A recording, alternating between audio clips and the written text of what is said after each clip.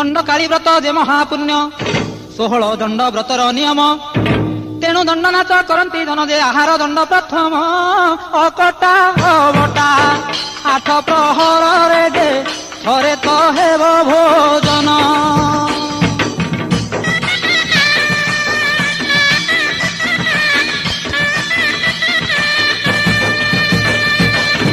କୌଣସି ଶବଦ ଶୁଭିବ ନାହିଁ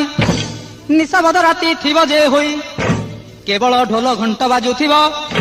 ଧାନ ଗୁଡ଼ି ଯେ ଅନ୍ୟାନ ବାଜିବ ଯେ ନୀରବେ ହେବ ଭୋଜନ ଅତି ନିଷ୍ଠାପର ଦଣ୍ଡବ୍ରତ ସାର ଯେ ସକଳ କାମନା ପୂର୍ଣ୍ଣ।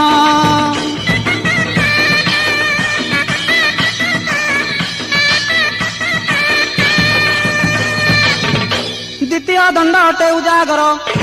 13 ରାତି କଟାଇବ କଷ୍ଟର ତୃତୀୟ ଦଣ୍ଡ ଗୃହତ୍ୟାଗୀ ହେବ ଚତୁର୍ଥ